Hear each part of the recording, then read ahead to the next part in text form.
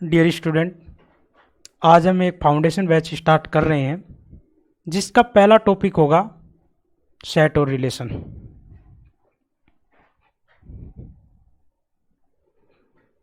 देखो, अपना जो पहला टॉपिक है सेट और रिलेशन, आप जैसे कि कोई भी एग्जाम दोगे, आरपीएससी फर्स्ट ग्रेड का दो, चाहे सेकंड ग्रेड का दो, चाहे एक्स ग्रुप में एयरफोर्स, नेवी, एनडीए, इन सभी में आपको 2 या 3 क्वेश्चन जरूर देखने को मिलते हैं और एकदम इजी सा टॉपिक है। इस टॉपिक को कंप्लीट करने के लिए कम से कम हमारे 10 घंटे खर्च हो जाएंगे। अब इस टॉपिक पर बढ़ते हैं आगे। हमारा जो टॉपिक है वो क्या है? सेट और रिलेशन। सबसे पहले हम समझते हैं कि सेट होता क्या है। वस्तुओं के सुपरिभाषित संग्रह को हम क्या कहते हैं? सेट कहते हैं, यानी कि समुच्चय कहते हैं। और जो वस्तुएं हैं वो भी क्या होनी चाहिए? भिन्न भिन्न होनी चाहिए। ये नहीं है कि एक जैसी वस्तुओं का बार बार रिपीटेशन कर दें। तो सबसे पहले हम इसकी डेफिनेशन लिखते हैं, फिर इसके जो कीवर्ड्स हैं उनको समझते हैं। देखो, इसकी जो डेफिनेशन है वो क्या है? वस्तुओं के भिन्न भिन्न वस्तुओं के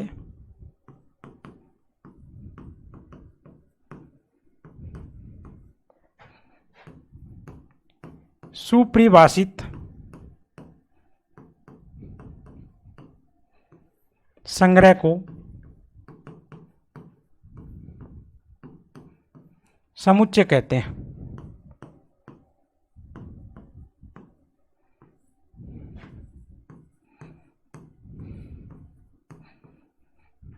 अब देखो, यहां पे एक वर्ड आया सुपरिभाषित, यानी कि क्या होना चाहिए? ये वेल डिफाइंड होना चाहिए।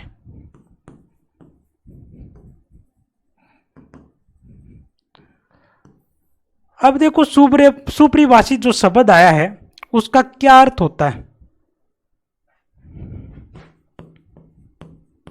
जहां क्या नहीं हो भाई, किसी भी प्रकार का संशय नहीं हो, किसी भी प्रकार की कोई भी शंका नहीं हो, डाउट नहीं हो, एक मत हो, वो दिया गया स्टेटमेंट क्या होगा? अपने आप में वेल डिफाइंड होगा। मैं आपको एक एग्जाम्पल लेके बता रहा हूं। मैं आपको 2 एग्जाम्पलों की सहायता से सुपरिभाषित का डिफरेंस समझा रहा हूं। देखो, एक एग्जाम्पल तो ये है, कक्षा में उपस्थित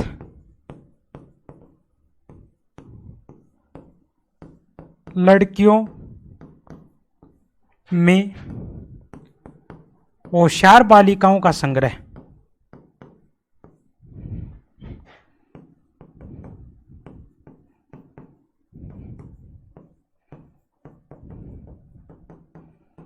और एक दूसरा एग्जाम्पल मैं ये ले रहा हूं,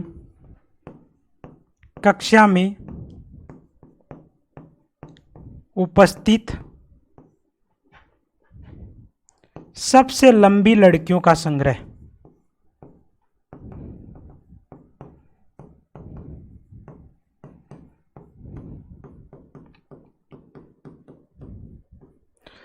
मैंने आपके सामने 2 स्टेटमेंट लिखे हैं। इन दोनों स्टेटमेंट में से आप किसको समुच्चय के रूप में लिख सकते हो और किसको नहीं लिख सकते, उसको समझेंगे।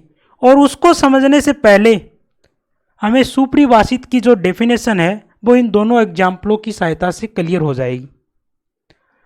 पहला स्टेटमेंट क्या है? कक्षा में उपस्थित लड़कियों में होशियार बालिकाओं का संग्रह।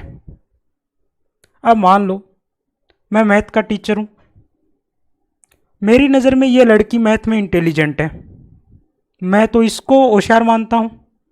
अब अंग्रेजी के अध्यापक आए, उनकी नज़र में ये लड़की इंटेलिजेंट है। अब दोनों में क्या हुआ? आपस में लड़ाई हो गई भाई, कॉन्ट्राडिक्शन हुआ, विरोध की स्थिति पैदा हुई। तो बताओ, दोनों एक मत हो पाएंगे? नहीं हो पाएंगे। तो ऐसा स्टेटमेंट है तो उसका हम क्या नहीं कर सकते? समुच्चय के रूप में रिप्रेजेंट नहीं कर सकते, क्योंकि जो दिया गया जो स्टेटमेंट है वो अपने आप में सुपरिभाषित ही नहीं है, तो हम उसका समुच्चय के रूप में रिप्रेजेंट नहीं कर सकते। पहले ही डेफिनेशन में साफ सुथरे शब्दों में लिखा हुआ है, क्या होना चाहिए, सुपरिभाषित होना चाहिए। तो आपको ये स्टेटमेंट देखने से क्या हो रहा है, संशय की स्थिति बन रही है। तो बताओ ये समुच्चय का पालन करेगा या नहीं करेगा, नहीं करेगा। अब जो दूसरा एग्जाम्पल है, कक्षा में उपस्थित सबसे लंबी लड़कियों का संग्रह। अब मेरे को सबसे लंबी लड़कियां हैं उनका क्या करना है, संग्रह। पहले तो सबसे लंबी लड़कियां देखना है और फिर उसका क्या करना है, समुच्चय के रूप में रिप्रेजेंट करना है। तो मैं क्या करूंगा, एक फीता लूंगा, उससे मेजरमेंट करूंगा, मेजरमेंट किया और फिर मैंने हाइट के अकॉर्डिंग उन लड़कियों के नाम लिख लिए और फिर मैंने क्या कर दिया, उनका समुच्चय के रूप में लिख दिया। भाई इसमें तो कोई कॉन्ट्राडिक्शन की सिचुएशन हो ही नहीं सकती, क्योंकि दूसरा अध्यापक आए, उन्होंने उनको भी यही बात कही गई कि आप भी क्या लिखो, कक्षा में उपस्थित सबसे लंबी लड़कियों का संग्रह लिखो। तो उन्होंने भी क्या किया, फीता लिया, मेजरमेंट किया, सेम एज इट इज वही रिजल्ट देखने को मिले।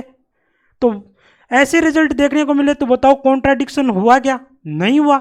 तो कॉन्ट्राडिक्शन नहीं हो रहा, यानी कि दिया गया जो स्टेटमेंट है वो क्या है, अपने आप में वेल डिफाइंड है। तो इसको हम समुच्चय के रूप में क्या कर सकते हैं, रिप्रेजेंट कर सकते हैं। तो हमारे जो समुच्चय की परिभाषा है वो यही बता रही है कि दिया गया स्टेटमेंट क्या होना चाहिए, सुपरिभाषित होना चाहिए, तभी हम उसको समुच्चय के रूप में क्या कर सकते हैं, रिप्रेजेंट कर सकते हैं। अब मैं और भी एग्जाम्पल आपसे पूछता हूँ और आप माइंड से सोचना और फिर बताना कि हम इसको समुच्चय के रूप में लिख सकते हो या नहीं लिख सकते। देखो, जैसे कि मैं आपके सामने एक एग्जाम्पल ले रहा हूं, राजस्थान में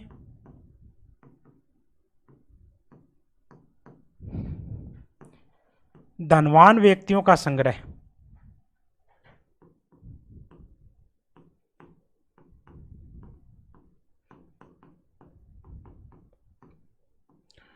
और मैं दूसरा स्टेटमेंट आपके सामने ये लिख रहा हूं, राजस्थान में वे व्यक्ति धनवान होंगे जिनके पास में क्या हो, 2 गाड़ी हो, और उनका आपको क्या लिखना है, संग्रह लिखना है। राजस्थान में वे व्यक्ति धनवान होंगे जिनके पास 2 गाड़ी हो।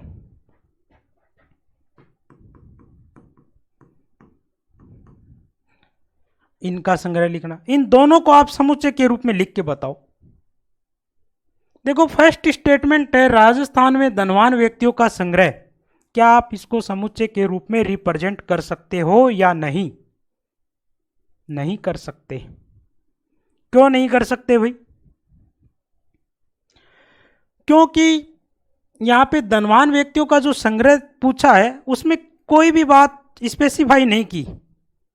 अब आप मेरे से पूछो, मेरे पास वैसे कोई फूटी कोड़ी ना हो, लेकिन मैं क्या अपने आप को गरीब कहूँगा, नहीं कहूँगा।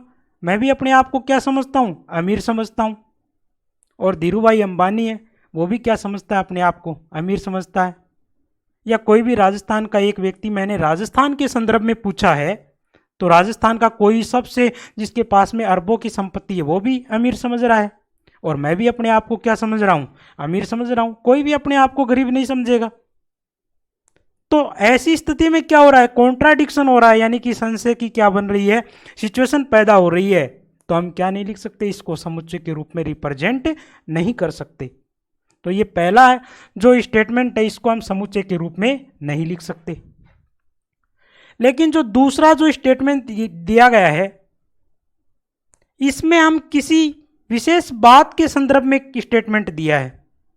मैंने क्या लिखा है, जिसके पास 2 गाड़ी हो उसी का संग्रह लिखना है, उसी का हमें सबसे पहले कलेक्शन करना है और फिर उसको हमें समुच्चय के रूप में रिप्रेजेंट करना। सबसे तो पहले ये देखेंगे कि इसका समुच्चय के रूप में लिख सकते हैं या नहीं लिख सकते।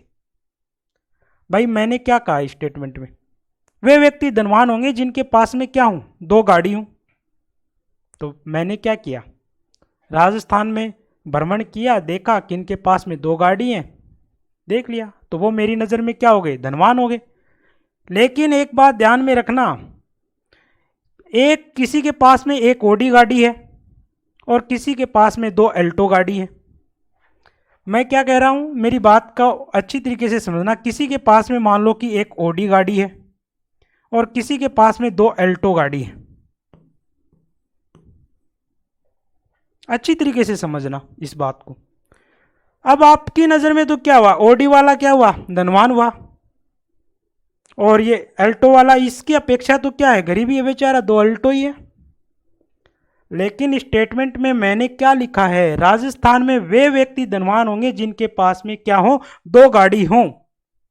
मेरे को कोई मतलब नहीं उसके पास में ओडी है, जैकवार है, कुछ भी हो, लेकिन उसके पास में 2 अल्टो। मैंने जो स्टेटमेंट दिया उसके संदर्भ में 2 अल्टो वाला है वो ओडी वाले की अपेक्षा क्या होगा, यहाँ पे धनवान होगा। यही बात कहना चाह रहा हूं। यदि स्पेशल कोई बात मेंशन की जाए तो उस संदर्भ में हम क्या लिख सकते हैं, इसको समुच्चय के रूप में रिप्रेजेंट कर सकते हैं। तो पहले वाला देखो समुच्चय का पालन नहीं कर रहा, लेकिन दूसरे वाला क्या होगा, समुच्चय का पालन कर सकता। अब मैंने क्या किया है, क्योंकि इसमें कोई कॉन्ट्राडिक्शन हो ही नहीं रहा, अब मैं गया, मैंने देखा कि भाई जिसके पास 2 गाड़ी है वो अमीर है, और कोई दूसरा व्यक्ति आया और वो भी क्या किया, जिसके पास 2 गाड़ी है वो भी उनको चेक किया, अमीर है। एक गाड़ी वाला अमीर नहीं कह सकते चाहे उसके पास कितनी ही महंगी गाड़ी हो। तो मेरा कहने का मतलब क्या है, दिया गया स्टेटमेंट क्या होना चाहिए, वेल डिफाइंड होना चाहिए, जब भी हम उसको क्या लिख सकते हैं, समुच्चय के रूप में रिप्रेजेंट कर सकते हैं। मैं आशा करता हूं कि ये जो समुच्चय की परिभाषा है ये आपको अच्छी तरीके से क्या हो गई होगी, क्लियर हो गई। अब आगे बढ़ते हैं।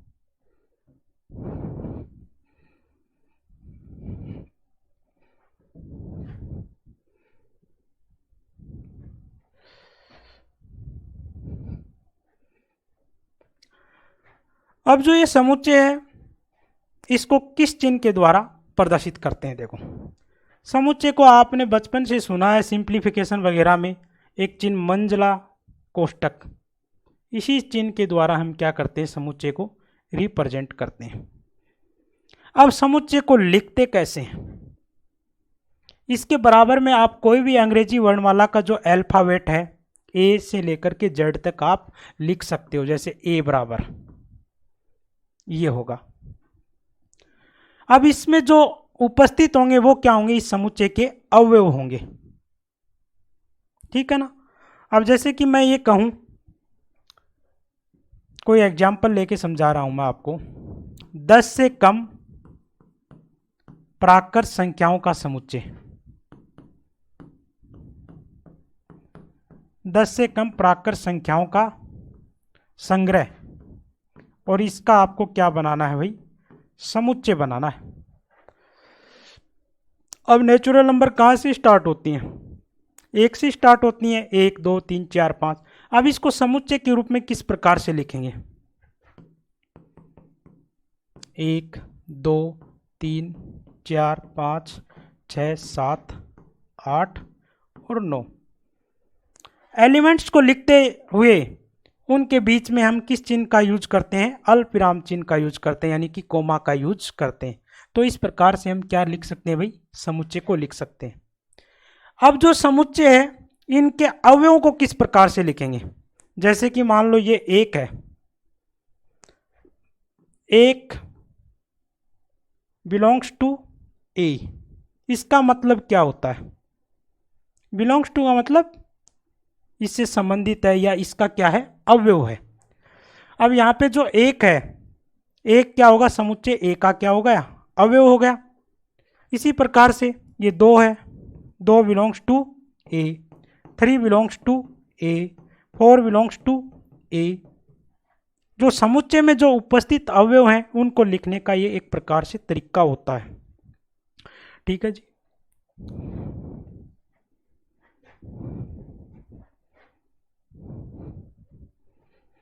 अब जैसे कि मैं एक बात लिखी थी परिभाषा में ही, क्या लिखा था, अवयव क्या होने चाहिए, भिन्न भिन्न होने चाहिए। जैसे कोई एक वर्ड ये ले रहा हूं मैं आपके सामने, मैथमेटिक्स।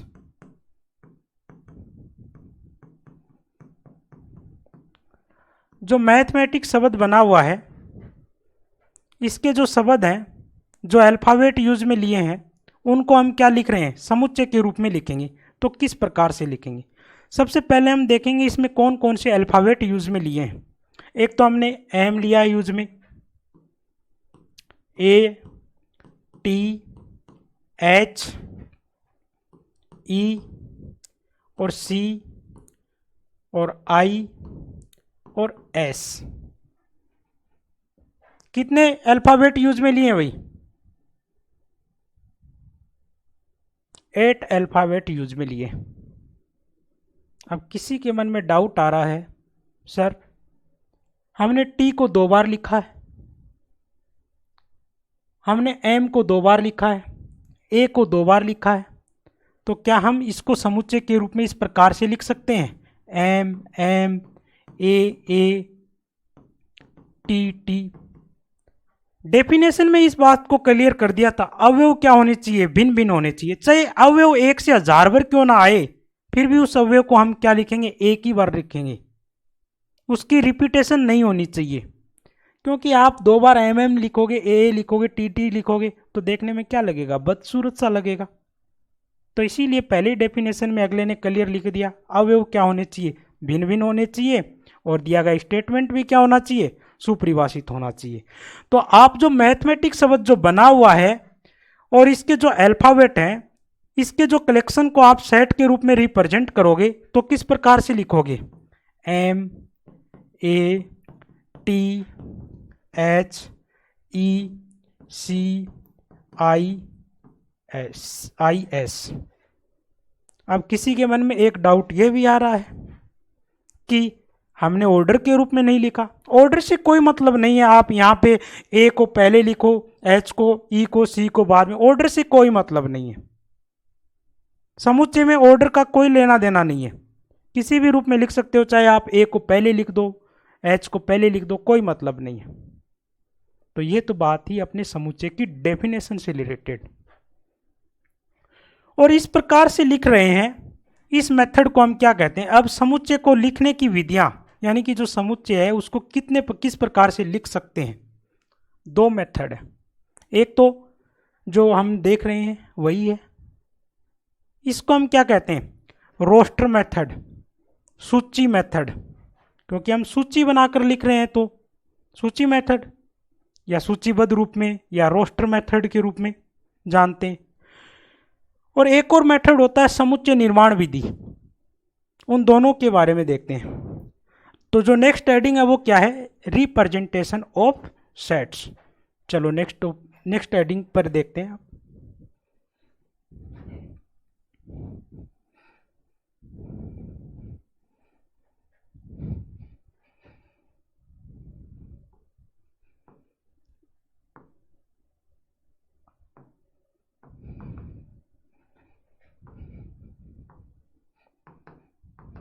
समुच्चय का निरूपण।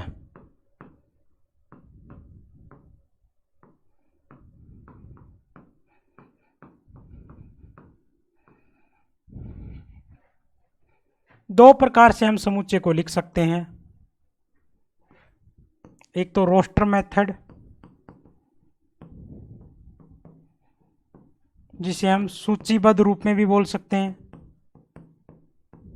Roster method form.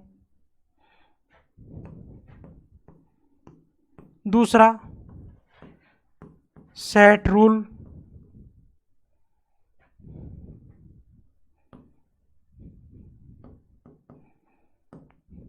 समुच्चय निर्माण।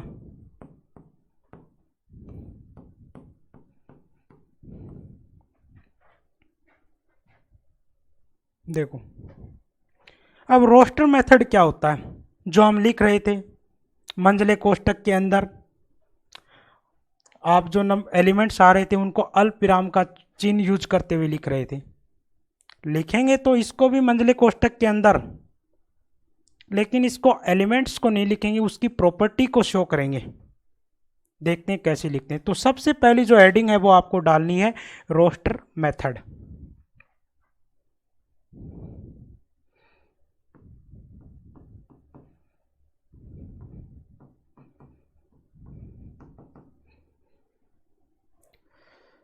देखो 5 से कम पूर्ण संख्याओं का समुच्चय।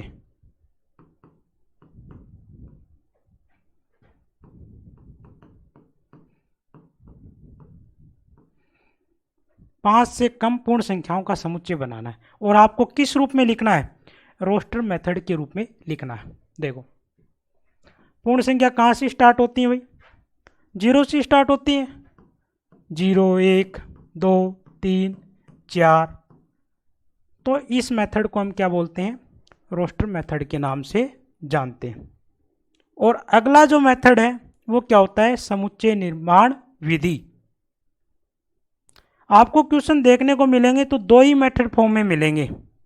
अब समुच्चय निर्माण विधि का क्यों जरूरत पड़ी? जब हमारे पास एक ही तरीका था वही काम में ले लेते। जरूरत पड़ी क्योंकि कुछ स्टेटमेंट ऐसे हैं जिसको हम रोस्टर मेथड के रूप में नहीं लिख सकते। जैसे मैं आपको कहूं 1 और 2 के बीच की संख्याएं हैं, उसको समुच्चय के रूप में लिखो। 1 और 2 के बीच की संख्या, मेरा स्टेटमेंट यह है 1 और 2 के बीच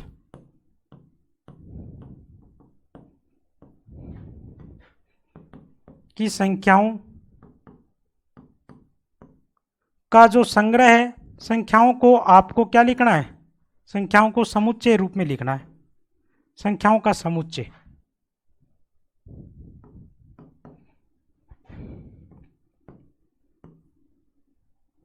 लिख दो इस रूप में। नहीं लिख सकते, पूरी जिंदगी लग जाएगी लिखने में। कैसे लिखेंगे बताओ? 1 और 2 के बीच में जो नंबर सोचोगे आप, उसके बीच में आपको हजारों नंबर मिल जाएंगे। और जैसे मैंने सोचा 1 और 2 के बीच की संख्याओं का समुच्चय लिखना आपको। जैसे मैंने सोच लिया 1.1, सॉरी मैंने आपको इस प्रकार से लिख दिया, हाँ, के बीच की संख्याओं का, या मैं इस प्रकार से बोल दूं वास्तविक संख्याओं का भी समुच्चय लिखना। तो आप देखो इसके बीच की संख्या 1.1 है। क्या 1 और 1.1 के बीच में और कोई संख्या नहीं है? आप जो संख्या सोचोगे उसके बीच में और संख्या मिलेगी। तो क्या आप इसको रोस्टर मेथड के रूप में दर्शा पाओगे? नहीं दर्शा पाओगे। इसीलिए हमारा जो दूसरा मेथड है उसकी जरूरत पड़ गई हमें। अब उसको किस प्रकार से रिप्रेजेंट करते हैं वो देखते हैं। देखो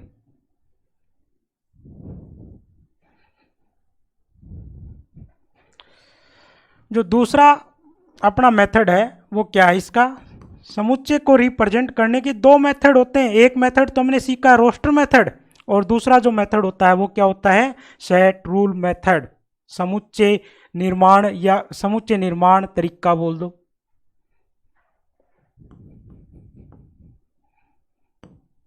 सेट मैक रूल मेथड बोल दो। चलो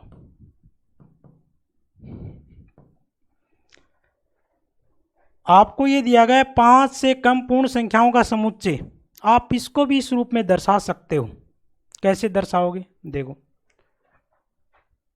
इसी स्टेटमेंट को मैं समुच्चय निर्माण विधि के रूप में दर्शा रहा हूं। कैसे दर्शाना है आपको? मंझले कोष्टक के अंदर दर्शाना है। यहां पर जो उपस्थित अवयव, मान लो इस समुच्चय में क्या है? x उपस्थित है, और यहां पे 2 डॉट, या तो 2 डॉट काम में ले लो, या इस प्रकार से एक ये खड़ी रेखा। इसका मतलब क्या होता है? सच डेट, जहां। अब बाद में क्या करेंगे? इसके गुण की व्याख्या करेंगे, एक्सप्लेन करेंगे। क्या लिखना है? यहां पे मैंने क्या लिख दिया? ए मंझले कोष्टक के अंदर लिखना है एक्स सच डेट। एक्स क्या है यहां पे? या इस प्रकार से भी लिख सकते हो, एक्स इज बिलोंग्स टू पूर्ण संख्या, होल नंबर्स। या आप इस प्रकार से लिख सकते हो, एक्स पूर्ण संख्या है।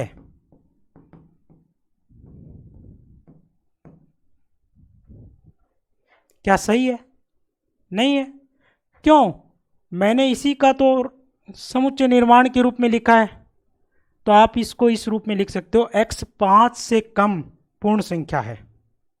x क्या है भाई? 5 से कम पूर्ण संख्या है।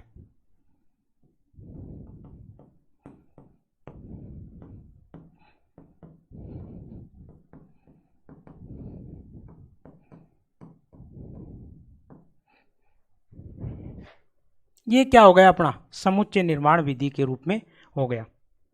और एग्जाम्पल लेते हैं समुच्चय निर्माण विधि के रूप में। मैंने वो एक एग्जाम्पल लिया था, 1 और 2 के बीच की वास्तविक संख्याओं का समुच्चय। 1 और 2 के बीच वास्तविक संख्याओं का समुच्चय।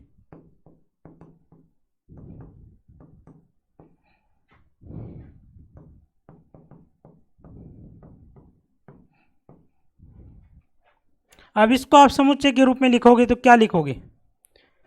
मान लो यहाँ पे b है, b बराबर x।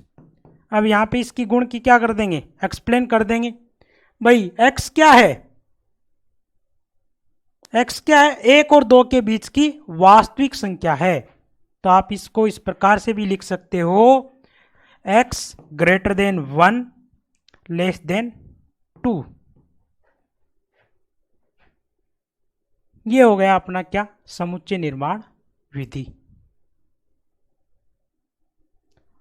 तो अभी तक हमने क्या सीखा? सबसे पहले हमने समुच्चय की डेफिनेशन को क्लियर किया। फिर हमने क्या सीखा? समुच्चय को रिप्रेजेंट करने के तरीके सीखे। और इसके बाद में हम क्या पढ़ेंगे? समुच्चय के प्रकार पढ़ेंगे। भाई उसमें हम ये पढ़ेंगे रिक्त समुच्चय क्या होता है, एकल समुच्चय